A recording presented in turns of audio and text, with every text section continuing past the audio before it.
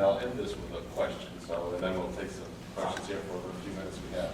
But I thought I had a little obligation here to just give some data on New York, give a little comparative statistics here. We have in this city public housing, which is about 180,000 units, houses about 400,000 people, and that's about, the percent here, about 5% of the population, and that is very low income, basically. We also have the federal government that provides for lower income people vouchers, so that they, in renting, don't have to pay more than 30% of their income in order to rent. And the federal government provides some other subsidies, something called a low-income housing tax credit. And we have, because of our tax system, an incredible large subsidy, mainly to upper income people for housing, by allowing them to deduct the cost of their interest that they have if they have a mortgage. But in addition to all of that, there is the New York City Housing Department. As Carol mentioned, that is, I was deputy commissioner there. I'll talk very briefly more about that. But by and large, the housing department does not own any housing, but it does provide subsidies to the private sector to make the housing affordable. In the original 10-year plan, the housing plan in 1986, we rebuilt all of the city's neighborhoods, many of which had deteriorated extensively. Without war or anything else, we had neighborhoods that did look like that. All of those neighborhoods today, or at least yesterday, I don't know about today, we're doing quite well. And we're predicting the city's population will increase by 1 million by 2030. So one of the big issues here is how you're going to accommodate that increase in population. The city currently has a 10-year plan of $7.5 billion in government subsidy to subsidize 165,000 units. Those will be a mixture of rental and home ownership, new rehab, and preservation. One big issue now is that 30 or 40 years ago, there was a significant amount of housing here built with government subsidy, built by the private sector, and it is at the end of their restricted period. And the question is whether the government should provide new subsidies and try and keep those units affordable. The city also has an extensive rent regulation system here that limits the amount, the rate at which rents can go up until they exceed $2,000 a month, and then above that they are deregulated. And we also have, and you'll hear more from the planning commissioner and others, I'm sure, some zoning approaches here, a lot more interest in promoting mixed income through something called inclusionary zoning, where you get bonuses, FAR bonuses, and city subsidies if you do provide 20-30% of the housing for low income. So we have a wide range of programs to try and promote housing, the development of it, and the development for a full range of incomes. I think everybody here would agree that we struggle a lot about how we're going to keep housing affordable to the middle income. There's many projects that were built for that purpose and now have more recently have been moving up the income stream. So since we haven't solved the problem, I thought the one question I would ask here is you talked about the difficulties of getting the private sector to provide what we'll call middle income housing here. So I guess it's above the public housing sector income strata that serves, but below upper middle or luxury housing. And that what was happening is, in order for the private sector to do that, they were decreasing the size of the units and maybe even stretching the price that the middle income people. So I did notice that there was the subsidized program we had before for middle income had been terminated. I'm wondering, give us a little flavor of why that was done and whether there are any ideas now to combat the trend that you see. Thank you. The reason you're right, the Housing Authority had this major program to produce units for subsidised sale. The reason that it was brought to an end was that in 1997, we experienced a major correction in property values. We had a very, very serious bubble, to put it crudely, and values came down 70%, 70% in 6 months, which, as you can imagine, that was house prices, land prices? House prices, well, yes, house and land. So that was a very, very serious shock to the system, and half the population found themselves in negative equity. So that again was a major issue for government and the community to handle. But what it meant was that the repriced units, if you like, based on that 70% correction, the developer could produce units at, or indeed cheaper than government because of the correction. So government backed out, was pressurised to back out of the production process.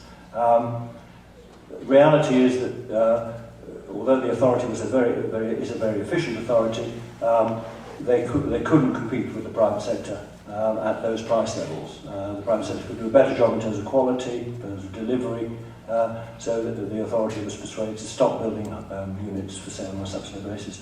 More recently, we have seen this issue of affordability crop up again, although in Hong Kong, the way we measure affordability is 15-year mortgage, 70% mortgage, 70 square metre unit.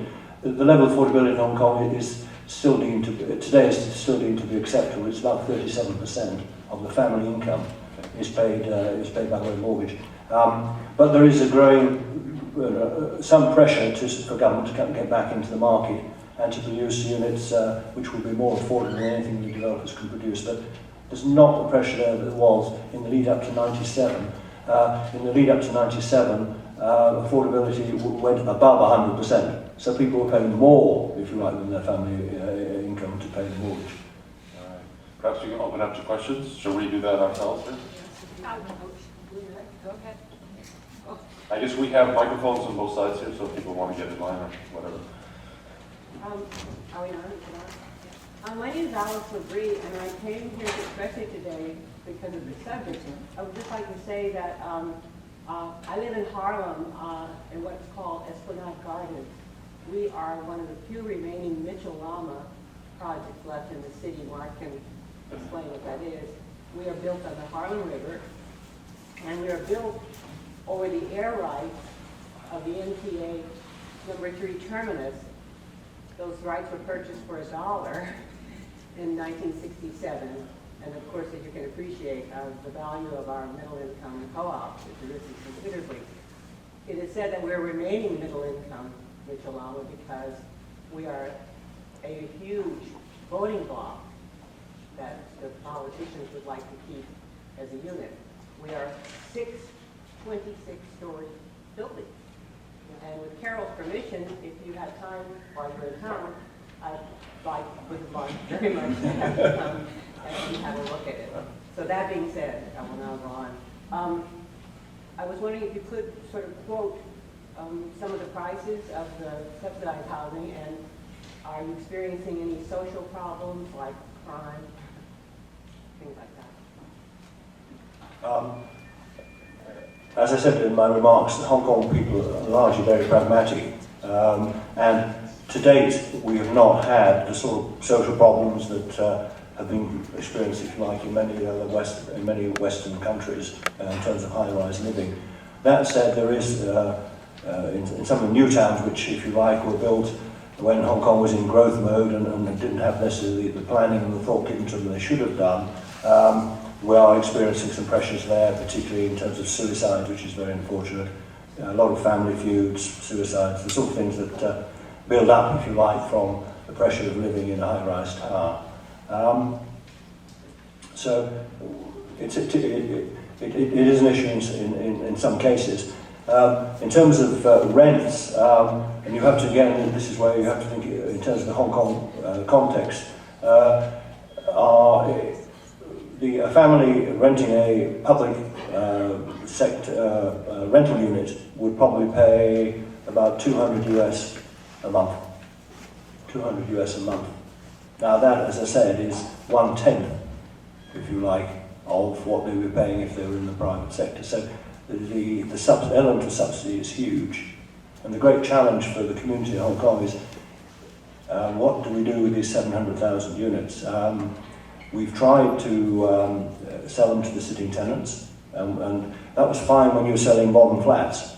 Then there was a market, if you like, and the tenants could be persuaded to take them. But when you're selling, or you're trying to persuade a tenant to buy something which is 30 or 40 years old in the Hong Kong context, it is very difficult. And really, the government is struggling as to where and how it'll go, if you like, or what it should do with these 700,000 units. Because clearly there's a replacement and a redevelopment liability on the community. 700,000 units over time, it's a huge bill, a huge liability. And I have seen the calculations and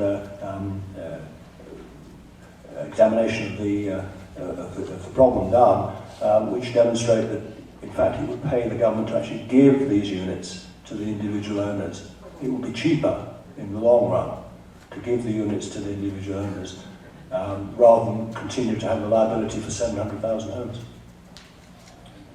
Just a quick observation here, I think you may be interested, but at least for America, public housing in New York works particularly well. Has relatively low crime rates, and it is high-rise. So the idea that high-rise in and of itself doesn't work, which I think many people have, is really been disproved here. Yeah. Question? Yeah, it's on. It's at the bottom. Yeah.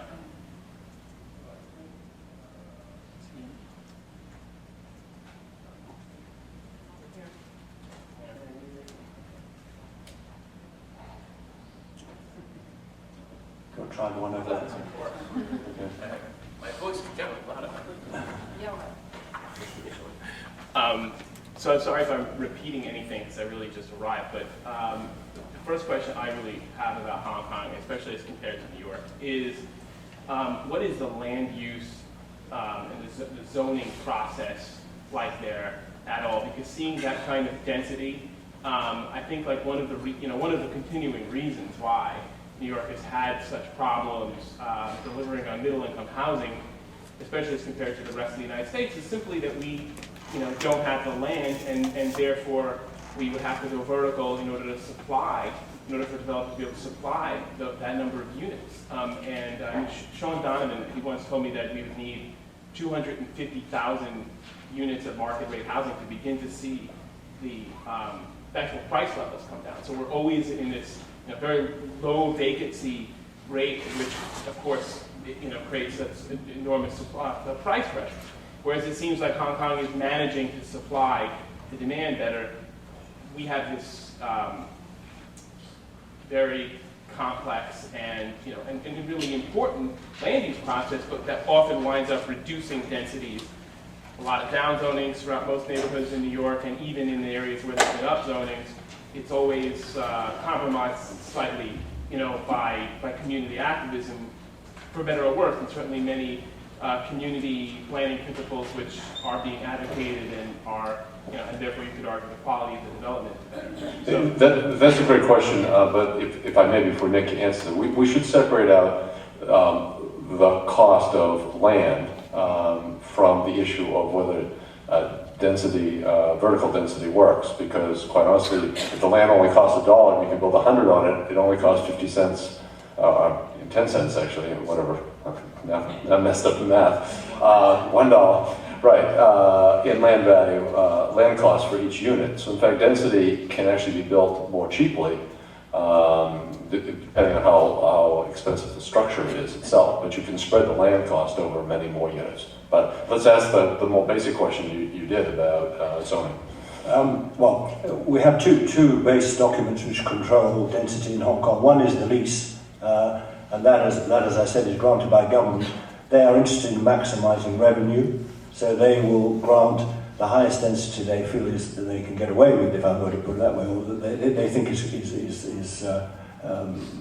acceptable in return for being paid a premium. So the government is keen to see density because that produces higher land revenue. So within that document, you will be allowed to build, for instance, residential can be up to 10 FAR, 10 times site area, and government often will allow that to happen because they have, as I say, they're keen to maximise land revenues. So that's one controlling document. The second is the zoning plan, which overlays the whole of Hong Kong. You've got zoning plans, which basically lay down the use and the height and the site coverage and things like that pertinent to that particular site. So those are the two controlling documents. But what really drives the density and the height is the wish of government to maximise land revenue.